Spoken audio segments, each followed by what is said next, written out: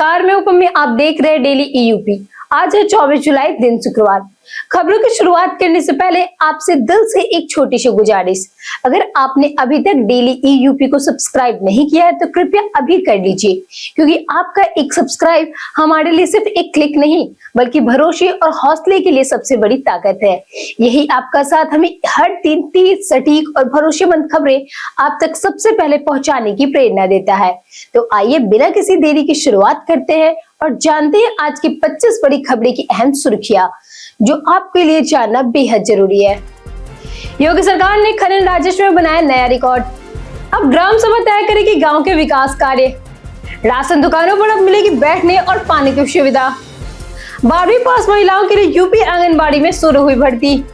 Speed Hunt के सितारे को यूपी टीम में मिलेगा मौका। बढ़ते अब तक की 25 बड़ी खबरों के विस्तार से। 12वीं पास महिलाओं के लिए यूपी आंगनबाड़ी में हुई शुरू भर्ती। उत्तर प्रदेश में आंगनबाड़ी कार्यकर्ती और सहायिका के विभिन्न रिक्त पदों पर भर्ती चल रही है। 12वीं पास अभ्यर्थी संबंधित जिले की निवासी होने पर ऑनलाइन आवेदन कर सकती है। अलग अलग जिलों के लिए आवेदन की अंतिम तिथि 24 जुलाई से 20 अगस्त 2026 तक निर्धारित है। आवेदन आधिकारिक वेबसाइट पर आंगनबाड़ी-भर्ती.in पर किए जा सकते हैं। अभ्यर्थी की आयु 18 से 35 वर्ष होनी चाहिए, जबकि आरक्षित वर्ग को नियम अनुसार छूट मिलेगी। चयन बिना लिखित परीक्षा के मेरिट, दस्तावेज सत्यापन और मेडिकल फिटनेस के आधार पर किया जाएगा। इच्छुक उम्मीदवार अंतिम तिथि से पहले आवेदन अवश्य करें। योगी सरकार ने खनन राजस्व में बनाया नया रिकॉर्ड। मुख्यमंत्री योगी आदित्यनाथ की जीरो टॉलरेंस नीति, डिजिटल निगरानी और पारदर्शिता ई नीलामी से यूपी को खनन राजस्व 9 वर्षों में 30,524 करोड़ पहुंच गया है। एआई, गूगल अर्थ, IMSS और यूपी माइन मित्रा पोर्टल के अवैध खनन व परिवहन पे कार्रवाई तेज हुई, जबकि MI सैंड नीति से पर्यावरण संरक्षण को भी बढ़ावा मिला। यूपी में मछली विक्रेताओं को मिलेगी 40% सब्सिडी। उत्तर प्रदेश मत्स्य विभाग मछली विक्रेताओं को मोपेड व आइस बॉक्स खरीदने पर 40% सब्सिडी देगा। 60,000 रुपए की लागत पर अनुदान भी मिलेगा। आवेदन की अंतिम तिथि 31 जुलाई 2026 तय की गई है। इच्छुक लाभार्थी fisheries.up.government.in पर आधार, बैंक पासबुक, ड्राइविंग लाइसेंस और शपथ पत्र के साथ ऑनलाइन आवेदन कर सकते हैं। अब ग्राम सभा तय करेगी गांव के विकास कार्य। उत्तर प्रदेश में VBG रामजी के तहत ग्राम विकास योजनाएं अब इसरो के भू स्थानिक डेटा, वैज्ञानिक मैपिंग, वित्त धारा पोर्टल और ग्राम सभा की राय से तय होगी। इससे पारदर्शिता बढ़ेगी। ग्रामीणों को 125 दिनों के रोजगार की गारंटी, ऑनलाइन आवेदन, गांव के पास काम और समय पर रोजगार न मिलने पर बेरोजगारी भत्ता भी दिया जाएगा। राशन कार्डों पर अब मिलेगी बैठने और पानी की सुविधा। राशन दुकानों पर अब मिलेगी बैठने और पानी की सुविधा। उत्तर प्रदेश सरकार राशन वितरण केंद्रों पर लाभार्थियों के लिए कुर्सी, स्वच्छ पेयजल और स्वागत स्वरूप गुड़ या पेठा उपलब्ध कराएगी। इन नई व्यवस्था पर सरकार हर साल करीब 60 करोड़ रुपए खर्च करेगी। उद्देश्य राशन वितरण को अधिक सुविधाजनक, सम्मानजनक और पारदर्शी बनाना है, जबकि विपक्ष इसे चुनावी रणनीति से भी जोड़ा जा रहा है। आज लखनऊ से गौ रक्षा आंदोलन को मिलेगी नई दिशा। स्वामी अभिमुक्तेश्वर आनंद की 81 दिन चली गोविष्ठी यात्रा गोरखपुर में समाप्त हुई। उन्होंने गाय को पशुओं की सूची से हटाकर राष्ट्र माता घोषित करने की मांग दोहराई। लखनऊ में सभा की अनुमति न मिलने पर अब 24 जुलाई यानी कि आज दोपहर 12 बजे 403 विधानसभा क्षेत्रों के वर्चुअल संबोधित करेंगे और आगे की रणनीति बताएंगे। पेट्रोल में E20 की जांच का जाने आसान तरीका। अपनी गाड़ी के फ्यूल कैन या यूजर मैनुअल में देखें कि वह E20 कैपेबल है या नहीं। अप्रैल 2023 के बाद बनी अधिकांश गाड़ियों में E20 के लिए उपयुक्त है। पेट्रोल पंप पर E20 का बोर्ड जरूर देखें। यदि पेट्रोल में इथेनॉल या पानी की मात्रा 20% से अधिक का संदेह हो तो वाटर टेस्ट कराएं और नेशनल कंज्यूमर हेल्पलाइन 1915 या संबंधित ऑयल कंपनी को शिकायत दर्ज करें। देश भर के पुजारियों को अयोध्या में मिलेगी फ्री ट्रेनिंग। अयोध्या राम मंदिर ट्रस्ट देश भर के पुजारियों के लिए मुफ्त अस्थायी प्रशिक्षण पाठशाला शुरू करेगा। वैदिक और रामानंदी परंपरा, पूजा विधि, मंत्री प्रबंधन और अनुशासन की ट्रेनिंग दी जाएगी। रहने खाने का खर्च भी ट्रस्ट उठाएगा। साथ ही धार्मिक समिति बनेगी। CEO चयन प्रक्रिया बढ़ी, आधिकारिक प्रवक्ता नियुक्त होगा और सुरक्षा व चढ़ावा व्यवस्था की समीक्षा भी हुई है। सावन में प्रयागराज से बाबा सोमनाथ के लिए चलेगी स्पेशल ट्रेनें। सावन में श्रद्धालुओं की सुविधा के लिए प्रयागराज से वेरावल तक 20 कोच की विशेष ट्रेन 6 अगस्त से 25 सितंबर 2026 तक चलेगी। ये दोनों दिशाओं में 8-8 फेरे लगाएगी। ट्रेन से सोमनाथ, अजमेर शरीफ, माउंट आबू और द्वारिका तक सीधे कनेक्टिविटी मिलेगी, जिससे धार्मिक यात्रा आसान और सुविधाजनक होगी। क्या आप जानते हैं निधिवन के इतिहास के बारे में? उत्तर प्रदेश के मथुरा जिले के वृंदावन में स्थित निधिवन एक अत्यंत पवित्र धार्मिक स्थल है, जिसे राधा कृष्ण और उनके गोपियों के लिए रासलीला से जुड़ा माना जाता है। मान्यता है कि आज भी रात में यहाँ दिव्य रासलीला होता है, इसलिए रात में प्रवेश वर्जित है। यहाँ जोड़ में उगे छोटे तुलसी के पौधे विशेष आकर्षण है। परिसर में रंगमहल, बांसी चोर, राधा मंदिर, स्वामी हरिदास की समाधि, रासलीला स्थली और ललित कुंड जैसे महत्वपूर्ण धार्मिक स्थल भी स्थित है। प्रयागराज मंडल के 16 स्टेशनों पर बढ़ेगी यात्री सुविधाएं। उत्तर मध्य रेलवे ने प्रयागराज मंडल के 16 स्टेशनों पर 5 वर्षों के लिए आधुनिक खानपान और मल्टीपर्पज स्टॉल लगाए जाएंगे।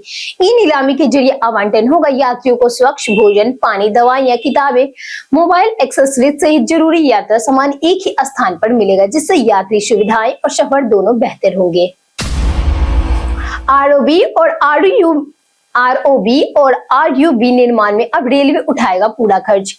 रेलवे बोर्ड की नई नीति के तहत अब आरओबी, आरयूबी, एफओबी और अंडरपास का निर्माण मुख्यतः रेलवे अपने खर्च पर करेगा। राज्य सरकार की अग्रिम सहमति का इंतजार नहीं होगा। सुरक्षा बढ़ाने, लेवल क्रॉसिंग खत्म करने और लंबित परियोजनाएं पूरी करने के लिए यह बड़ा फैसला लिया गया है। जानिए आज कैसा रहा उत्तर प्रदेश के मौसम का मिजाज। आईएमडी के अनुसार आज उत्तर प्रदेश में दिन भर बादल छाए रहने और उमस भरे रहने की संभावना है।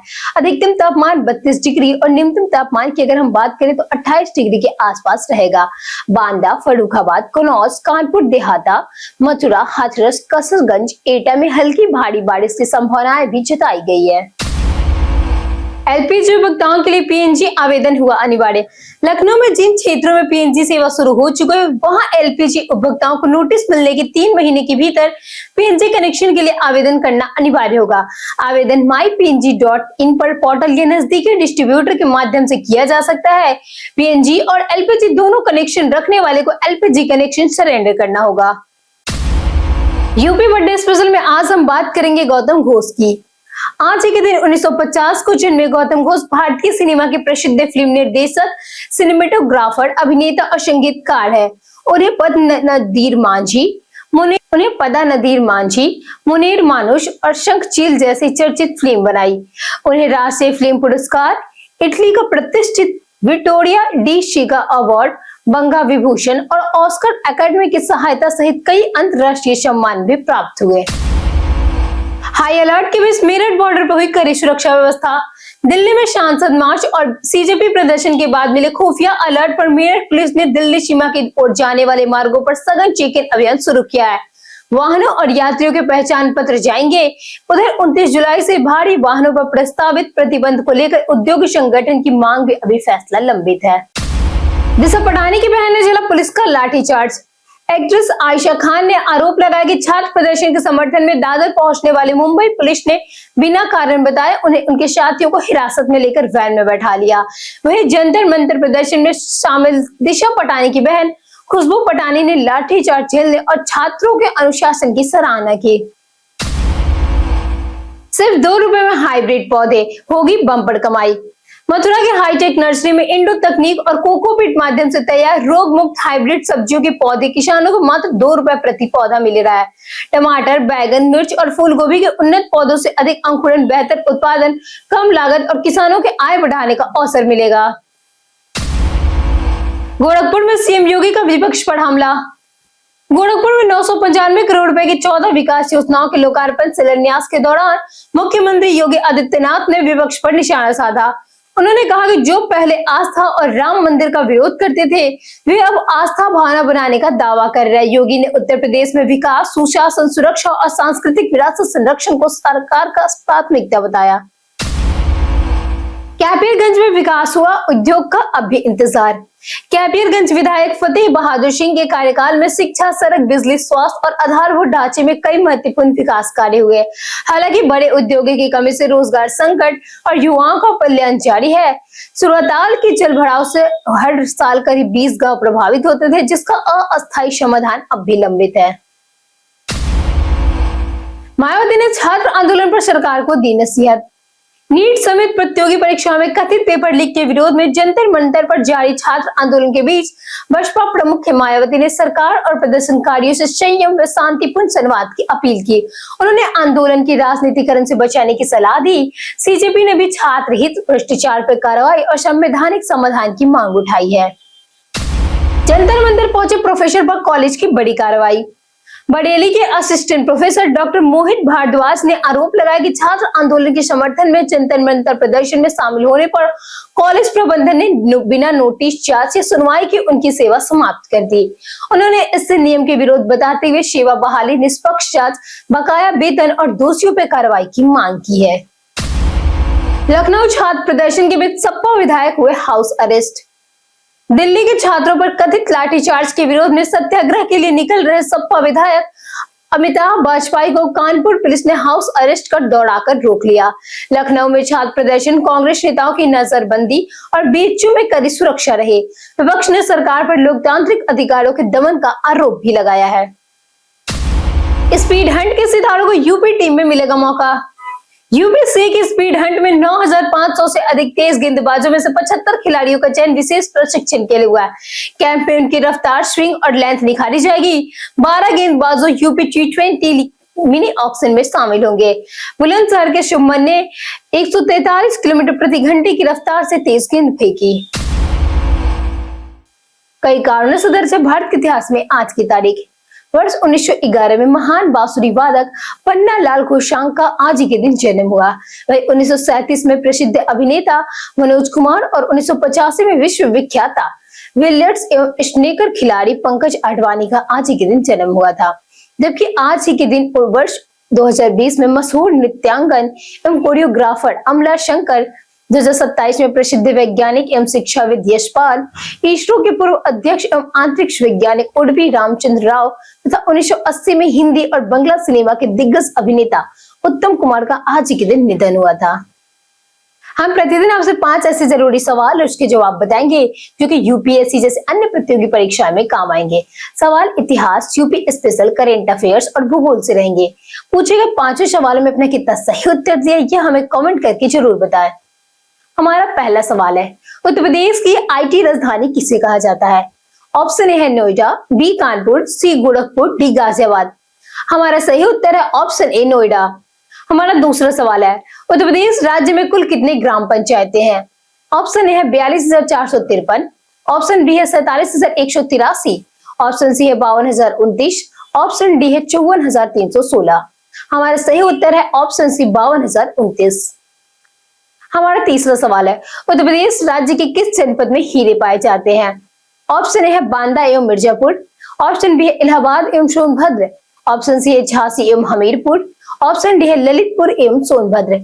हमारा सही उत्तर है ऑप्शन ए बांदा एवं मिर्जापुर।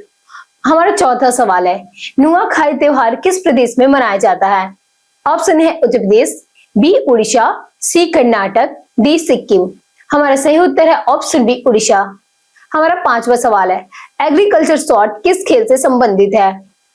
ऑप्शन है क्रिकेट, बी हॉकी, सी गोल्फ, डी पोलो। हमारा सही उत्तर है ऑप्शन ए क्रिकेट। इसी के साथ बढ़ते आज के सवाल के, और आज का सवाल है, यूपी के विकास को लेकर आपकी सरकार से क्या अपेक्षाएं हैं? आप अपना जवाब हमें हमारे कमेंट सेक्शन में लिखकर जरूर बताएं। आज के लिए इतना ही। उत्तर प्रदेश की तमाम खबरों के साथ बने रहने के लिए देखते रहिए डेली यूपी, और साथ ही अगर आप यूट्यूब चैनल पे देख रहे हो तो चैनल को सब्सक्राइब करें, और अगर आप फेसबुक पेज पे देख रहे हो तो लाइक और फॉलो जरूर करें।